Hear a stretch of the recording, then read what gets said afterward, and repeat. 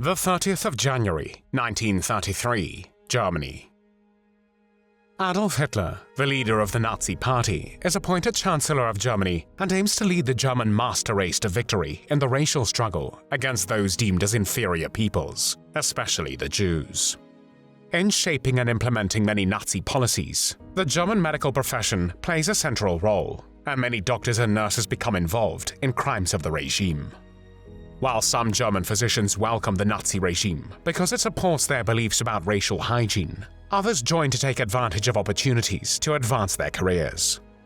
Between 1933 and 1945, roughly half of all German doctors become members of the Nazi Party and its organizations. One such doctor is a man who, in his position as the president of the German Red Cross and Reich Doctor SS and Police, will be jointly responsible for the mass murder of hundreds of thousands of disabled people, as well as medical experiments conducted on concentration camp prisoners. His name is Ernst-Robert Grawitz. Ernst-Robert Grawitz, the son of a doctor, was born on the 8th of June 1899 in Charlottenburg, then part of the German Empire. The First World War began on the 28th of July 1914.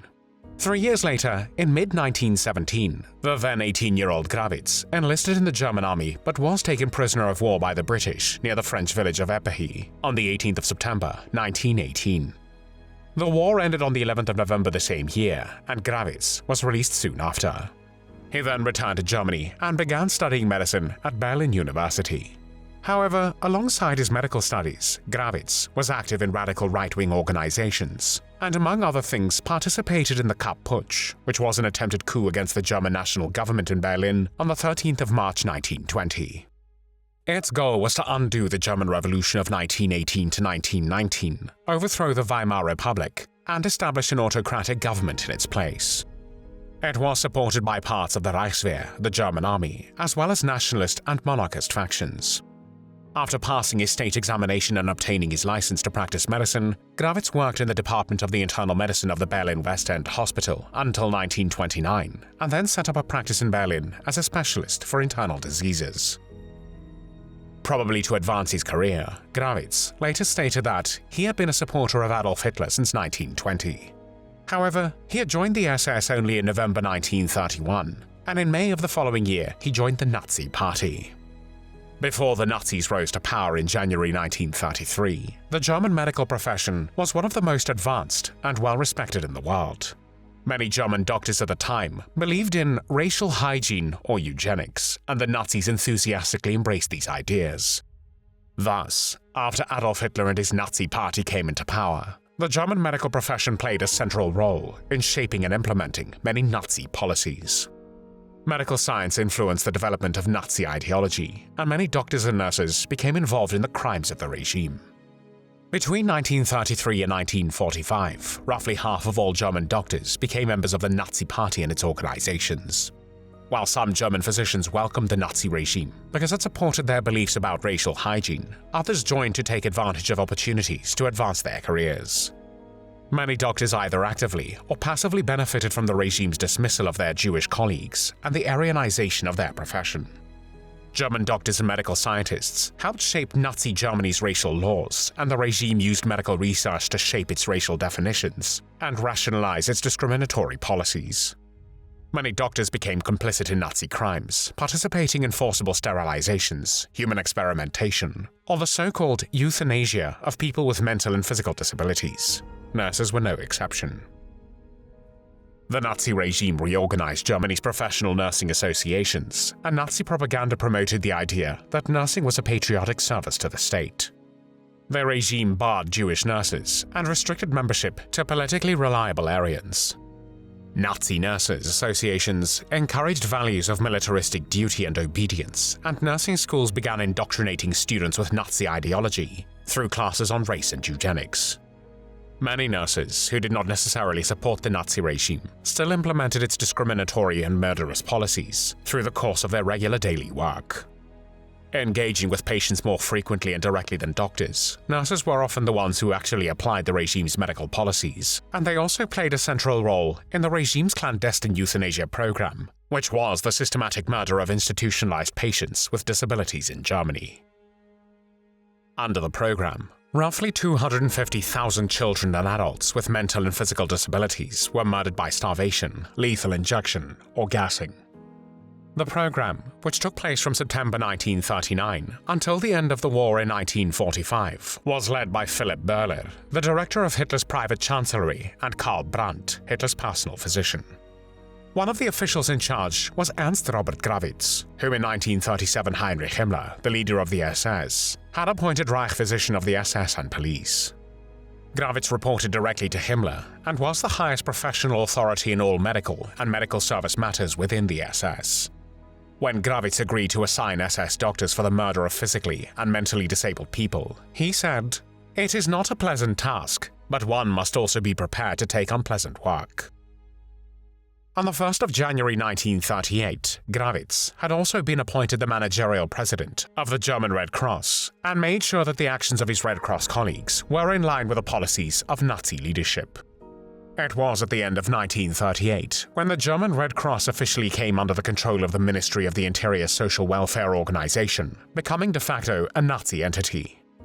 Grawitz would turn up to International Red Cross meetings in his SS uniform, and his ideal concept for the German Red Cross was that of a healthy structure which would fit itself organically into the laws of life in the National Socialist Third Reich. In the years after the Nazi takeover, in addition to adopting Nazi salutes and symbols, the German Red Cross introduced Nazi ideology into its training. Rescue teams were trained in military conduct, basic concepts of National Socialism, pseudogenetics, racial hygiene, and demographic policy. More senior staff, doctors, nurses, and managers, were educated in demographic policy, racial history, racial hygiene, the biology of inheritance, and the foundations of genetics. As a preparation for war, the German Red Cross focused on training people to deal with air raids and gas attacks, and organized joint exercises with police and the fire brigades. The Second World War began on the 1st of September 1939, when Nazi Germany invaded Poland. Between 1942 and 1945, the Nazis began to conduct series of brutal pseudoscientific medical experiments which were performed in the concentration camps, and each of them needed to be approved by Heinrich Himmler, who was especially interested in them. Some 70 medical research projects were carried out in Nazi camps. Representatives of the medical profession, who knew how to sell Himmler a medical problem as extremely important, or who had good friends to intervene for them, could easily arouse his interest, though Himmler himself did not possess any more medical knowledge than an educated layman. He had, however, an ample opportunity to talk about those problems with Ernst-Robert Grawitz, whom Himmler made his representative for the execution of medical experiments. Grawitz's duty was to supervise all the experiments ordered by Himmler and to report about them. He received all requests for authority to perform experimentation and obtained 2 opinions before passing them to Himmler with his recommendation. About 200 German medical doctors were involved in the concentration camp experiments, medical services, research, and they also conducted selections either for murder or forced labor. They maintained close professional ties with the German medical establishment and used the universities and research institutes in Germany and Austria for their work. Medical experiments in the Third Reich may be divided into 3 categories. Experiments dealing with the survival of military personnel, such as high-altitude experiments on prisoners to determine the maximum altitude from which crews of damaged aircraft could parachute to safety. Experiments to test drugs and treatments for injuries and illnesses which German military and occupation personnel encountered in the field. And experiments to advance Nazi racial and ideological goals, which sought to advance the racial and ideological tenets of the Nazi worldview. The most infamous were the experiments of Josef Mengele on twins of all ages at Auschwitz. On a few occasions, Ernst-Robert Grawitz visited the camps to oversee the experiments. From about July 1942 to about September 1943, Himmler's personal physician, Professor Karl Gebhardt, conducted experiments to investigate the effectiveness of sulfonamide, which was an early antibiotic, at the Ravensbrück concentration camp for the benefit of the German armed forces. These experiments were conducted on the women who nicknamed themselves rabbits because they felt used like experimental laboratory animals, and because the experiments made them unable to walk, they could only hop. Wounds deliberately inflicted on the experimental subjects were infected with bacteria such as streptococcus, gas gangrene, and tetanus. Grawitz concluded that they did not resemble the conditions of the battlefield since none of the prisoners had died. Because the purpose of the work was to determine the effectiveness of sulfonamide on bullet wounds, Grawitz believed further experiments inflicting actual bullet wounds on the women should be performed. Gebhardt decided to adopt a procedure that would more accurately simulate battlefield conditions without shooting the women. This series of experiments resulted in serious infections and 5 deaths. When in 1944, a Danish doctor, Karl Værnet, proposed to Ernst-Robert Grawitz that his capsule could convert homosexual men into heterosexuals, Grawitz presented this to the notoriously homophobic Himmler, who wrote the following: "Treat Værnet with the utmost generosity.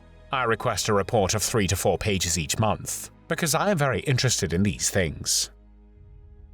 On the 16th of January, 1945, Hitler took up residence in the Führerbunker under the Reich Chancellery, which became the center of the Nazi regime until the last week of World War II in Europe. One of the occupants of the Führerbunker was Ernst-Robert Grawitz. At the beginning of April 1945, Grawitz visited Hitler in the Führerbunker for the last time. When he heard that other officials were leaving Berlin in order to escape the advancing Soviet Red Army, he petitioned Hitler to allow him to leave Berlin, but his request was denied. However, as the Red Army advanced on Berlin, Grawitz did leave the bunker, and on the 24th of April, 1945, while eating supper at their villa in Babelsberg near Berlin, he killed himself, his wife, and his 2 children by detonating 2 grenades at the dinner table. He was 45 years old. There were no tears shed for Ernst-Robert Grawitz.